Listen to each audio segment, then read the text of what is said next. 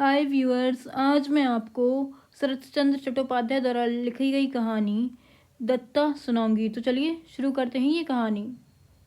वह तीनों में से सबसे अधिक मेधावी था, लेकिन बहुत ही कमज़ोर मन का था।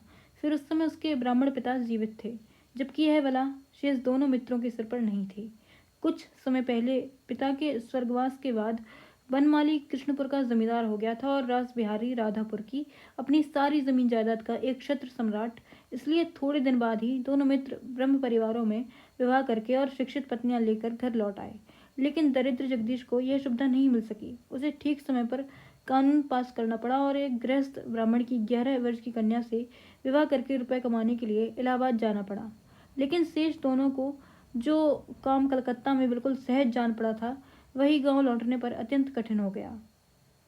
बहुएं ससुराल में आकर घूंघट न निकालती, जूते मोजे पहनकर बाहर निकलती।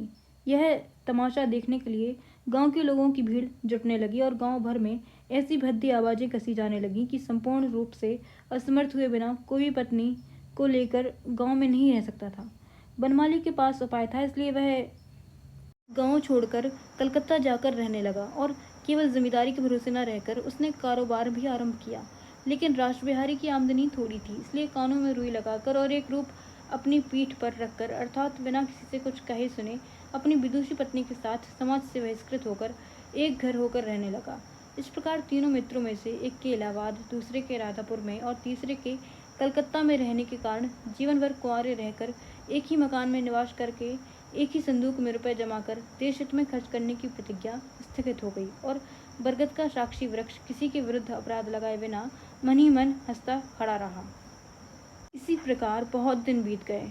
इस बीच तीनों मित्रों में शायद ही कभी भेंट हुई हो। फिर भी बचपन का स्नेह एकदम से समाप्त नहीं होता। जगदीश को जब लड़का हुआ तब उसने बनमाली को शुभ समाचार देते हुए इलाहाबाद से लिखा, तुम्हारे अगर लड़की हो तो उसे बहू बनाकर बचपन में जो पाप किया है उसका कुछ प्रायश्चित कर सकूंगा। यह बात मैं आज तक नहीं भूला हूँ कि तुम्हारी दया से ही वकील बनकर आज मैं सुख से रह रहा हूँ। बनमाली ने उसके उत्तर में लिखा, बहुत अच्छा, मेरी कामना है कि तुम्हारे बेटे की उम्र लंबी हो, लेकिन मेरी लड़की होने की कोई आशा नहीं है। फिर भी अगर किसी दिन मंगलमय के आशीर्वाद से लड़की हुई तो तुम्हें दे दूंगा। पत्र लिखकर बनमाली मन ही मन हंसा, क्योंकि 2 वर्ष पहले उसके दूसरे मित्र रास बिहारी के जब लड़का हुआ था तब उसने भी ठीक यही प्रार्थना की थी। व्यापार की कृपा से अब वह बहुत बड़ा धनवान हो गया है और इसलिए उसकी कन्या को सभी अपनी बहू बनाना चाहते हैं। 4 से 6 महीने की नहीं बल्कि 25 वर्ष की कहानी लिख रहा हूँ। बनमाली अब बूढ़े हो गए हैं, कई वर्ष से रोग भोगते भोगते चारपाई पर पड़ गए हैं और उन्हें लग रहा है कि अब शायद वह उठ नहीं पाएंगे। आरंभ से ही वह धर्मपरायण और धर्मभीरू हैं। भगवान में श्रद्धा है, मृत्यु से भय नहीं है। केवल यही सोचकर दुखी हैं कि अपनी एकमात्र कन्या विजया का विवाह कर पाने का अवसर नहीं पा सके। उस दिन तीसरे पहर अचानक विजया का हाथ थामकर बोले, मेरे लड़का नहीं है, इसलिए मुझे रत्ती भर दुख नहीं है। तू ही मेरी बेटी भी है। हालांकि अभी तक तो पूरे 18 वर्ष की नहीं हुई, लेकिन तेरे सिर पर अपनी इतनी बड़ी संपत्ति का बोझ डालकर जाते हुए मुझे रत्ती भर भी भय नहीं लग रहा है।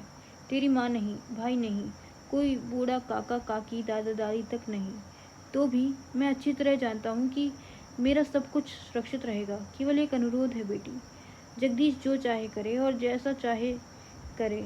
मेरा बचपन का मित्र है, अपने ऋण के बदले उसका घर बार मत छीन लेना। उसके एक लड़का है, मैंने उसे आंखों से नहीं देखा, लेकिन सुना है बहुत अच्छा है।